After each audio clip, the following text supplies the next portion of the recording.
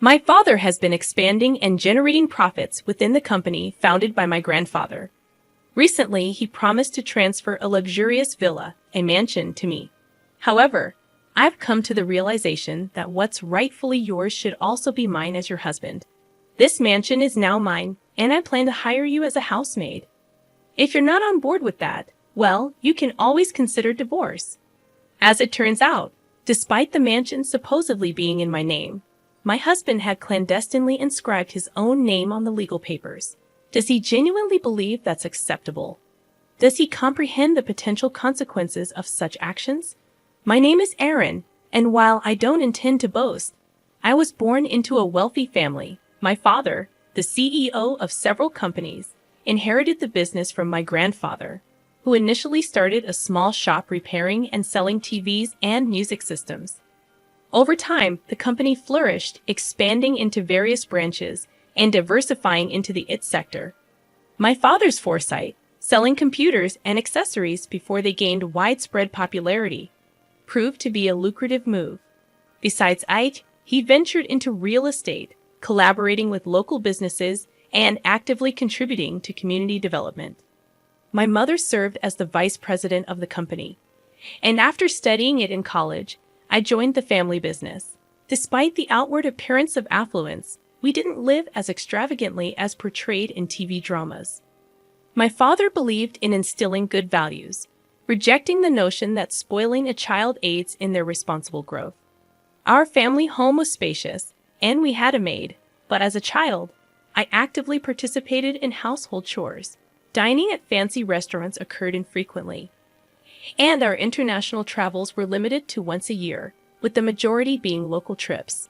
My school life seemed quite ordinary, and it would have been challenging for anyone to guess that my family was affluent. Due to my unassuming demeanor, I dated guys within my age group, just like any other girl. Among them, Michael, who later became my husband, was one of my colleagues at the same workplace. During those times, I worked as a sales representative and office manager at an IT-related shop, and Michael was also a sales rep there. I chose not to disclose that my father was the CEO to my coworkers, making it easier for Michael to approach me. I noticed that he was straightforward and had no reservations. Although I didn't seek extravagance, I'd always suggested places within Michael's budget. During our dates at restaurants, he would order generously, explaining that if there's extra, he'd eat it, opting for a cost-effective approach to enjoy a hearty meal. Some might have considered him a bit frugal, but I found it endearing. Unbeknownst to him, I earned several times more than he did, content with my fair compensation for the responsibilities I held. I unconsciously became accommodating. Michael, always keen on budget-friendly ways to satisfy his appetite, received my gestures with gratitude. During our dates, I'd often bought extra food or thoughtful gifts, knowing he would appreciate them. When shopping for clothes, I would add extra socks for him, and on occasions when I got a new bedspread, I'd include pajamas and a pillow for him. I genuinely enjoyed making him happy. Even when visiting his home, I willingly cooked for him and took care of the cleanup.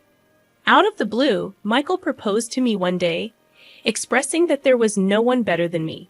At that moment, I hesitated, harboring reservations. After all, my father was the CEO of a major company, and he held a prominent position at my current workplace. I feared that if Michael were to discover this, he might reconsider our relationship. Deciding to take Michael to my parents' home for the first time, I aimed to introduce him to my family and disclose everything about our background.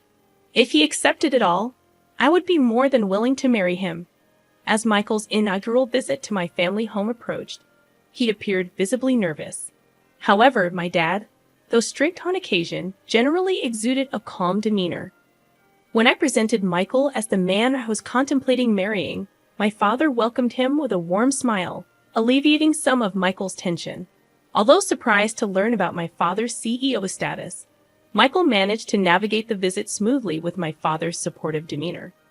Upon leaving the house, Michael exclaimed about the enormity and magnificence of the residence, expressing gratitude for my father's kindness. He even suggested that we could get along well. When I casually mentioned my dad's ownership of additional buildings and a vacation home, Michael appeared more astonished. Despite the revelation, he resolved to marry me, the daughter of such a prominent man, and I agreed wholeheartedly. Eventually, we became a married couple. However, something bothered me. At the moment of accepting his proposal, I noticed a slightly mischievous grin on Michael's face for a split second. Dismissing it as his quirky way of smiling, I didn't dwell on it, but perhaps had I paid more attention, I could have averted the impending tragedy. As Michael and I moved into a typical, not overly luxurious apartment, he seemed to grasp the significance of my father's status. Yet I never explicitly disclosed my income, maintaining a modest lifestyle. Gradually, Michael's demeanor changed after settling in. While I balanced work and household responsibilities, he started demanding more. One evening, as I prepared dinner, he asked, "What's for dinner tonight?" In response, I informed him that I had prepared his favorite curry rice. However, to my surprise, he appeared dissatisfied as he sat on the sofa. Letting out a sigh, he expressed his desire for something like a prime beef steak once in a while. This caught me off guard, as he had never complained about my cooking before. I pointed out that prime beef was quite expensive, but he clicked his tongue in annoyance, insisting that, considering my father's earnings, indulging in prime beef occasionally should not be a big deal. Reluctantly, I agreed to get prime beef for the next day. Michael smirked, stating that we should be able to enjoy such things normally from now on. While my salary could afford such luxuries, my previous lifestyle had instilled a reluctance to spend so extravagantly. However, to avoid issues early in our marriage, I resigned myself to the decision to actually cook prime beef steak. Unfortunately, Michael's lavish tendencies did not stop there. He frequently requested expensive ingredients for meals and specified upscale restaurants when we went out. His cravings extended beyond food, manifesting in desires for a TV larger than 60 inches and even suggesting we should purchase a massage chair for the sake of relaxation after work. These remarks became more frequent, and I began to feel that it was getting out of hand. I questioned the need for such extravagant items, expressing my concern about the expenses involved. Frustrated, I finally retorted, asking him if he thought we were made of money. I challenged his extravagant lifestyle, stating that living so lavishly was unnecessary. In response, Michael made a displeased face and clicked his tongue again, expressing his discontent. He argued that, as the husband, he contributed to the household expenses and insisted that I should listen to him. However, his statements puzzled me, as his contributions, while appreciated, did not amount to a lavish sum. In fact, I contributed more, a fact I never disclosed to him. Despite my substantial financial input, he made these assertions without hesitation. This change in Michael's behavior left me questioning his mindset. He was not like this before, and I couldn't comprehend why he had changed at that moment. I found myself in a state of confusion, unable to comprehend Michael's recent behavior. In response to his audacious requests, I decided to temporarily appease the situation by telling him, "All right, I'll think about it." Little did I know that the explanation for his bold behavior would become apparent just a few days later. On that particular day, my father summoned me to the office of our shop where I worked, claiming that he had something important to discuss. While Michael was engrossed in his work, my father entered the office and initiated a serious conversation. He expressed uncertainty about how much longer he could continue as the CEO and hinted at the possibility of me taking over in the future. Furthermore, he mentioned transferring the vacation home to me. This vacation home, briefly mentioned to Michael earlier, resembled a large lodge located about a 30-minute drive away. It was a place where my father used to host gatherings with town shop owners, under the guise of meetings. Although such meetings were no longer held, the house was consistently ready to be lived in, maintained by a housekeeper. My father offered me the freedom to use the vacation home however I wanted. This proposition left me torn, as I had no concrete idea of how to utilize such a property. The vacation home boasted over 6,000 square feet, with a lavish garden surrounded by nature, akin to a mansion.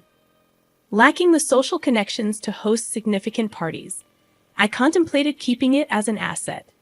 I conveyed to my father that I would positively consider his proposal but needed more time to make a decision. He assured me there was no rush and left a contract on the desk before departing the shop. Returning home after work, I leaned towards accepting the mansion, intending to give it further thought the next day. However, the following day brought an unexpected turn of events. Upon arriving at work, I discovered that Michael, who typically arrived before me, was absent from the shop. Intrigued, I entered the office only to find him there. Instinctively, I asked, "What are you doing here?"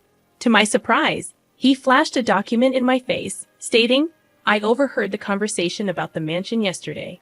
Sounds like an amazing deal, right?" Dumbfounded by Michael's audacious move, I reluctantly signed the document he flaunted, a contract my father had handed me just the day before. Shockingly, Michael had inscribed his own name on it. I was utterly taken aback and couldn't help but express my disbelief. "What on earth are you doing?" I questioned him, but Michael, without a hint of remorse, casually responded, "Why not? Your dad said he's giving away an amazing mansion, right? If you won't decide, I figured I'd take it." He said this with a smirk, but there was no way I could accept it. Persistently, I pleaded with him, emphasizing the house's worth of $4 million and my father's intention to give it to me. However, Michael dismissed my concerns with a nonchalant laugh. $4 million bucks? Dan, that's impressive. Think about it. I have the right to this mansion because you're my wife, and I'm your husband, so I have a right to what's yours. Moreover, your dad really likes me. He probably won't have any complaints. So from today, this villa is my house. If you live in a wealthy house, you've got to make use of it. How about I hire you as a maid in this mansion? If you have any complaints, I'll divorce you anytime, he confidently declared. It was at that moment when I recalled Michael's past actions and words, and everything finally clicked. He seemingly had no qualms about taking from others, even if it meant practically stealing without feeling guilty. During our dating days, I always showered him with gifts, but he never reciprocated. My giving nature might have corrupted him, leading him to believe that what was mine was automatically his. My dad's kindness to Michael likely made him feel my father was easy to manipulate, and perhaps he perceived me as even more gullible. With a plan forming in my mind, I decided to confront him. I declared, "Fine then. This mansion is yours, but I'm not going to be your maid. Let's get a divorce. Take care." After that, I returned to my job and, during my lunch break, called a divorce lawyer to initiate the process. Michael, seemingly unfazed, responded with bravado, claiming he was fine with it and canceling the lease on his current place. Little did he know that tragedy was about to hit him, and he just hadn't realized it yet. Later, I went back to my parents' place and shared everything with my father. From that point on, everything unfolded according to my plan. A few weeks later, Michael called me in a state of panic, having received an enormous bill.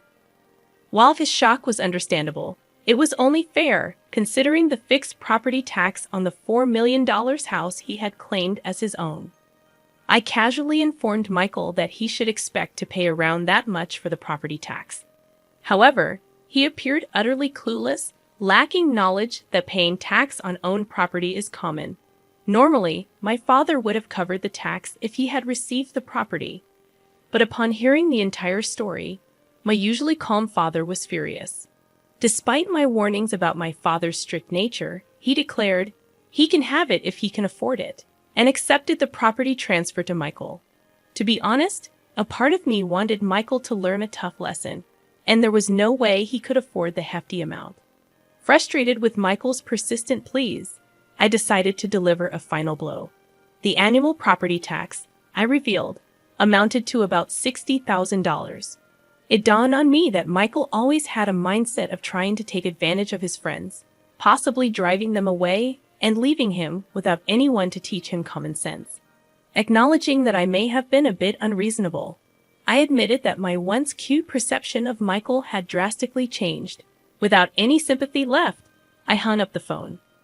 Subsequently, Michael couldn't sustain living in the house and faced forced eviction. Realizing he couldn't afford it, my father reverted the property deed back to my name, incurring the gift tax himself. Meanwhile, Michael faced severe consequences. He was fired from his job and charged with unlawfully changing the property deed. He received scoldings from his parents and was shunned by acquaintances. Now jobless and friendless, he barely scraped by in a rundown apartment, working odd jobs. His parents were even considering disowning him. As for me, I've been gradually preparing to take over my father's company. My father once told me that success in business doesn't come from looking for shortcuts. Reflecting on the fact that I almost married Michael, I deeply understand the truth in his words. Inspired by my father's greatness, I push forward every day in my involvement in running the business.